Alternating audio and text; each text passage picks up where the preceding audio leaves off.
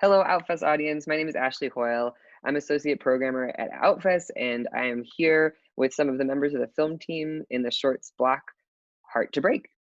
I'm going to have everybody go down the line and introduce themselves, and hopefully you've just enjoyed their films on our digital platform. Can everyone give the audience a big wave? Awesome. Okay, we're going to kick it over to Clay to introduce himself and start it off. Hi, everyone. Thanks for watching. My name is Clay Marshall Pruitt. I am the writer-director of Our Place Together. Hi, everyone. My name is Rory O'Malley. My pronouns are he, him, and I am one of the actors in Our Place Together. Hey, everyone. I'm Jessica Smith. My pronouns are she and her, and I am the writer-director of The Test. Hi, everyone. My name is Gustavo Gamero. I'm from Mexico. I'm the writer and director of Instructions to Let Go, and my pronouns are he and him. Hi, everyone. I'm Mehek Javani, and I'm the producer of Darling, and my pronouns are she and her. G'day, everyone. I'm Michaela Bannis. My pronouns are she, her. I'm an actor in the film The Test, and I'm here on Boonwurrung land here in Melbourne, Australia. Thanks for watching. Hey, everybody. My name is Ben Bauer. My pronouns are he, him, and I am the writer, director, and lead actor in Yours, Mine, Ours. Hey, everyone. My name is Elliot Knight. My pronouns are he and him, and I'm an actor on Our Place Together. Hello, everyone. I'm Felix Zhou, and I'm a director of Sunshine in the Ruins, also the cinema photographer. And I'm a student of master's degree of TNUA, the Taipei University of Art. Awesome. Thanks, folks, so much for the go around. And I'll start just by asking some questions to the team from Our Place Together, if that sounds good, just because that's the order that you introduce yourselves.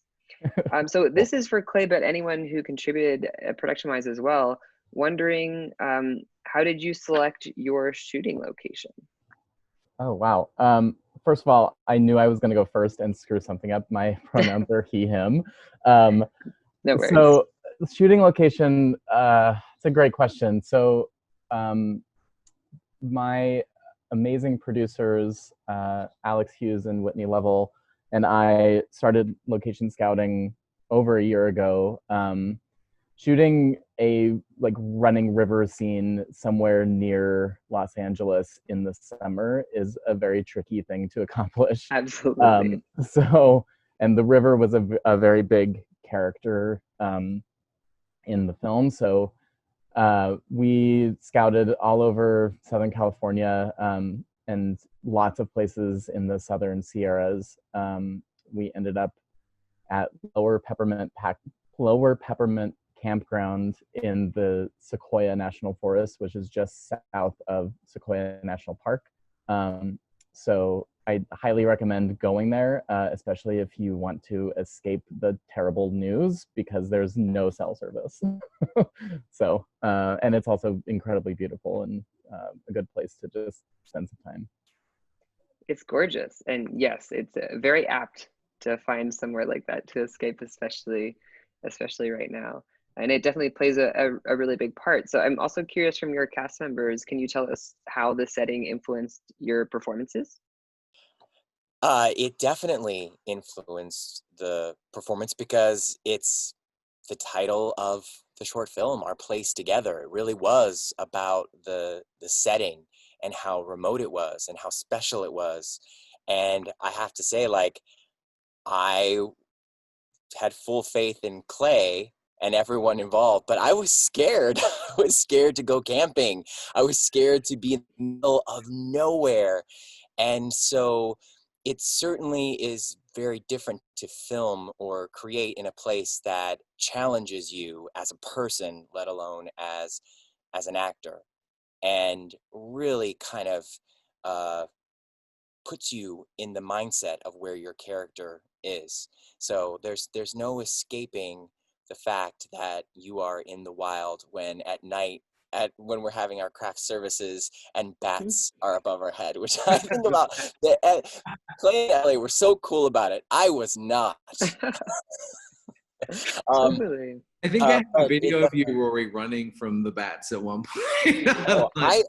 was my I'm from Cleveland, Ohio, and I don't know anything about bats, so I was like, I'm out of here. Yeah, I agree. The setting, to piggyback, we were very fortunate with the location that Clay and the team chose to be in an environment that is very exposing, and it suited itself really well to the material, which, you know, is so raw as to this point in time that this couple are going through in their relationship, to have no distractions, to have nowhere else to turn, really. And I found playing Brandon in that, really wanting to try and facilitate his partner's journey upward and forward, and grasping around everywhere around him for some distraction, and there's just nothing.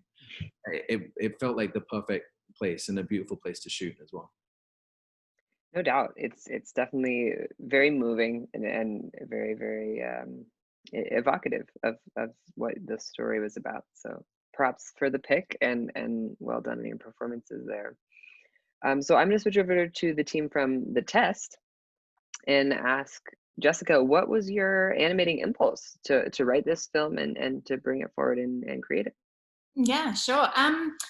I think it really just stemmed from a lot of conversations that I've had with friends and family and co-workers and everything, you know, because that's what you really talk about most of the time is relationships, and discovering that, you know, deal breakers in a relationship actually become a huge thing, you know, whether they're tiny, tiny little things that wouldn't seem to matter to most people, or, you know, really huge things. And I won't use the specific examples just in case anyone watching this hasn't watched the film yet.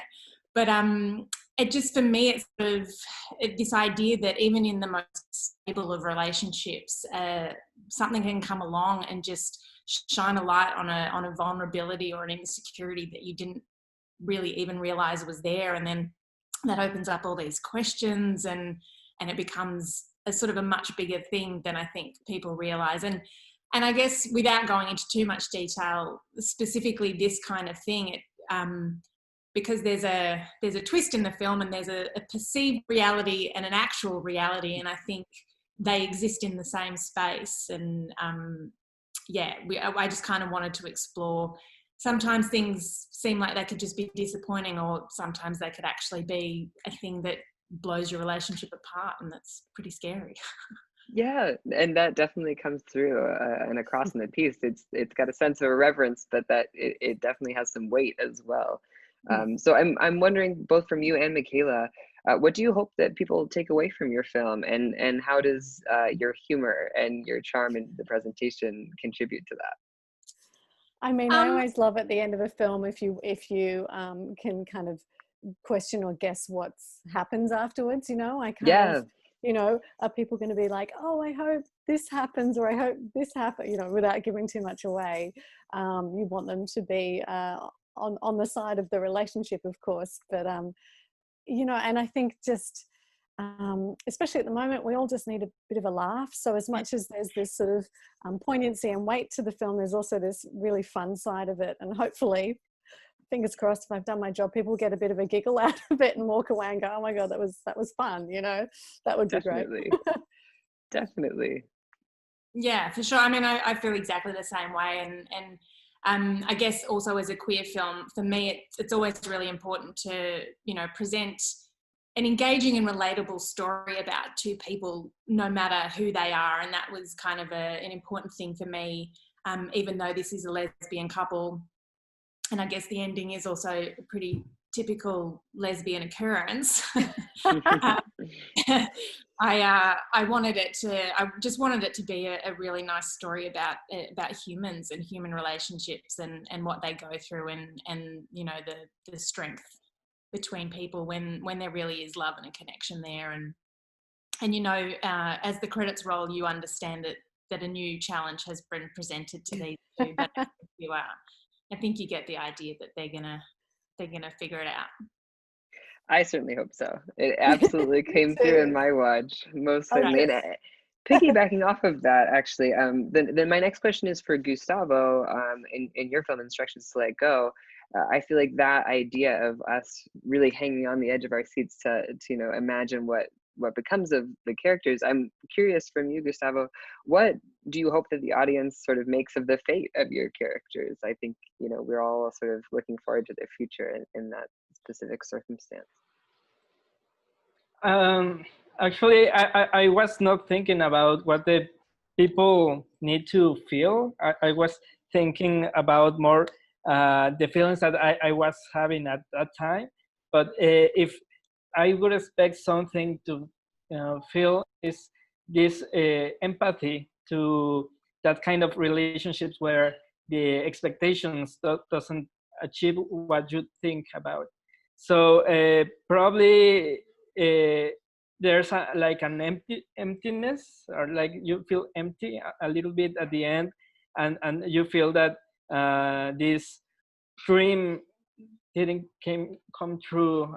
I don't know how to put it in words, but probably this is like a reflection of solitude, but at the same time a little bit of bittersweet ending. Definitely got all of that. As much as I got a good laugh from the test team, I definitely had a little bit of that note of sorrow for sure. Can you tell me a little bit about how you decided to use the sound and the dialogue to evoke that sort of feeling? Yeah, I had this idea of playing two different timelines. One timeline in the sound and another timeline in the picture. It was a little bit of this abstract thinking, but at the same time, it was a very practical idea because we shot on Super 16 millimeters.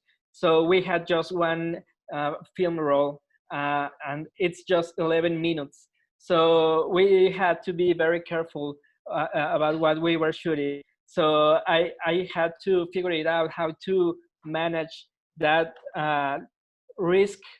So I thought about this idea of shooting just just the exact amount of what we need in the picture, and in the sound we recorded as it was like a documentary.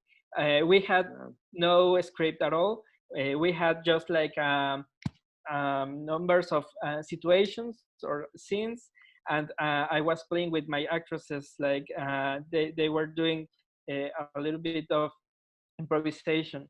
So when I was editing the film, I had a lot of materials in the sound, and it was a lot of fun to me, like putting together all these different dialogues and making it a little bit of coherence. And the picture was very easy. So at the end, I think that it played very well together with the past in the sound and the present in the picture. Absolutely, it's a lovely combination in the end. So it's really interesting to get to hear what happened behind the scenes there and how that came to the screen. It was really lovely. Thank you so much. So I'm going to move over and talk to the Darling team just for a second. I was curious from you what you sort of think that the film presents about what the relationship between dance and gender presentation is. I feel like that really is at the core of the film, and I'd love to hear your thoughts on that. It's so like dance in general in Pakistan is not, it's not considered respectable, like especially women dancing. It's just not something that is like considered according right in the culture and the religion. Although it's not really very true, but you know that's the society's impression. So the world in the film is set in this like this erotic dance theater, which is very different from like what erotic dance would mean here in the Western world, because everyone's fully clothed and it's all like it's all implied, like everything is implied. So I mean, I think it like in the film we're looking at like what that means in terms of the women who do work there, because a lot of the times they weirdly have like their own set of rules. They have a lot more control over their sexuality, over their bodies than say someone who's not doing that. Like it's a weird sort of balance, especially the main dancers, because they get to pick their performances, what they're going to do, to a certain extent. And with the transgender character, she's stuck in the middle because she's not a woman, she's not a man, she doesn't know. It's like she knows who she is, but the world isn't ready to fit her into the role that she wants to play. And I thought like the very interesting thing about this world that I also like find very like strange, because it's like all the background dancers are men, and these men are they have lives where they have like very normal lives with families, but then they're on stage and basically are serving a female lead dancer in like this weird erotic theater, where people who watch them are mostly men. So, you know, it's just like, it's such a weird world. So we were trying to just explore that. That was my very next question, was how you sort of thought that the film fit into the conversation around gender roles. And I feel like you did get at the heart of it a little bit, but I'll give you the chance to get deeper into that if you have anything more to say. I mean, I think like the gender roles in this particular world inside the theater, and that's what like the film was trying to get to, are not necessarily as straightforward as when you go outside and see it. So and it's like all warped, and it's fine inside the theater, but the minute you step outside, it's not, and you have to go back to being go back to playing the role that you're supposed to play in the society. And in a way, like with this film and with the characters, we were trying to have them inhabit this world where they can, you know, be who they're supposed to be and who they want to be. And weirdly, this like theater lets you do that, even though it's like not respectable, not something that people are supposed to go to or want to like go to. And that's what sort of the film is doing, like letting them be who they want in this world, but they can't be outside. Thank you so much. Yeah, absolutely. And it definitely settles you right into that exact space and exact world, and very well rendered, very well rendered. So my next question is for the Yours, Mine, Ours team. And I want to know from you, Ben, where did the idea for your script come from? So the script is very personal. I mean, I guess might as well dish. There's a boy, because there's always a boy, who I have known for like years and years and years and years. And from that very first time we met, there was like an absolutely instant connection. But at the time, we were definitely both with people. Now I have known him for a very long time. And there was never a moment where it was really possible for us to explore like what those feelings that we had for each other really were. And you know, now here we are. I'm engaged. I'm actually getting married in September. Congratulations. Oh, thank you so much. Thank you. And he's been with his boyfriend for, you know, years now. And so like, it's just very clear that there's never going to be any sort of like resolution really to any of these feelings. So that's 100% where this movie comes from. It's kind of like, you know, an exercise in giving myself closure for something that I know is not actually ever going to happen. So yeah, that's it. No, that's it. It's definitely something I feel like is a relatable feeling and circumstance, and you can feel the personal energy of it throughout. And related, a little bit headier, maybe I can move you away from all this hot tea, wondering what you hope that the film sort of, what statement you hope it makes about monogamy. Oh gosh. I don't know necessarily that I'm trying to make a statement about monogamy, given the fact that like neither of the couples in question, no sort of rule is set up for them. And, you know, everyone's relationship is very different. Everyone has different rules, or different things are okay for some. And, you know, that's wonderful. And I love that. And that should definitely be celebrated. But I think, I honestly, the only thought was like, I need to exercise some of these feelings. And I found, you know, some wonderful actors to exercise these feelings with, Casey Mahaffey and Sachin Bhatt. Casey, you know, he was in a previous film that I had written and acted in, where I made him play this just like absolutely despicable, vile, gross, but like hilarious guy. So when I had this part, I was just like, you know, sorry about that. Can you play someone like super sweet and like affectionate now?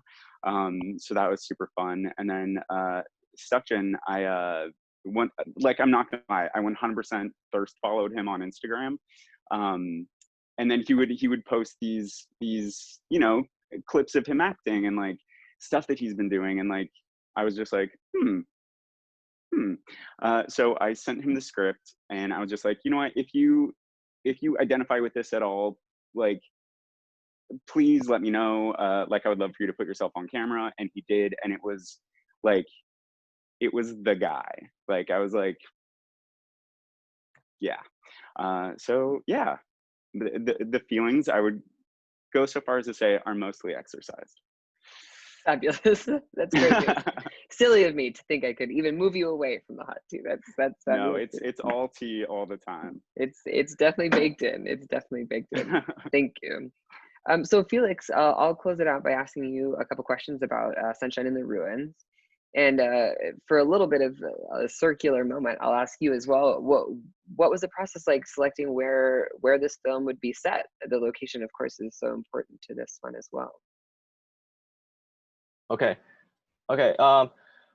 First, the location, shooting location is from because the village is my friend's, the owner. So the location, the land is from government, belongs to government, but the franchise is belong to him. So we are friends, and then we gonna have a big cooperation to promote the village. Then and then combine my story. So we go there, and then find some sightseeing spot, and then which is beautiful, more beautiful, and we choose that.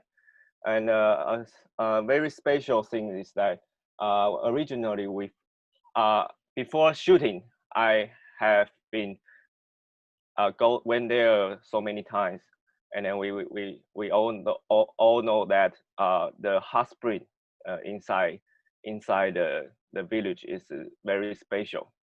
So we gonna put a hot spring inside our film, but it's so hard to do that. So we choose the water flow element, some kind of water flow, so that in my film there is a water represent their emotion flow. Yeah, I think that the sense of space in the film is definitely very evocative of the emotions and what's going on there. So it being set in this 100-year-old village, I'm wondering from you, what do you think that the film is saying about the relationship between queerness and its own history and history in general? I think this story is from Shenya's point of view, so it's from a straight. So I want to convey a kind of a partnership and a friendship between straight and gay, and I would like to say they will be happy and then peace finally. So we can be no more fearness and hesitation. Yeah. Thank you. Thank you. I'm so glad to have you all here with us. I'm going to wrap it up, which is not necessarily the easiest after we've all been stuck in our little boxes. But thank you all so much for joining. I'm also to encourage everybody watching to go and continue exploring all of the rest of the Outfest films that are available on the platform until August 30th. And I'll put us back in gallery view so all of the filmmakers from this fantastic short spot can bid you goodbye. I guess we can all wait. Thank you. And then I can say to you, because they'll cut it out of the recording, just thank you so much for getting on today. I know that a lot of you are calling in from all over the world, and it's really nice to come together like this and get to talk through the program. It was definitely a pleasure to watch each of your films, and I'm really glad that we could show them at Outfest. I am so excited to watch all of your films because I haven't seen any. I know, me Same. This is the weirdest part of doing a Q&A this way because normally we would have just watched everybody's. Sat down in the seats and seen it all, Yeah, absolutely. Yeah, I'm excited to watch everybody's. Especially for those of us that were being really cryptic. Yeah. What does she mean? What does she mean? What's the film Go about? find those spoilers. Absolutely. They're gonna watch ours and want to know where the bats are. Right. Where's the bat chase scene? So thanks to you all again, and definitely enjoy each other's movies because they're all fabulous. Congratulations, everybody. Thank you all. Thanks, guys. Best.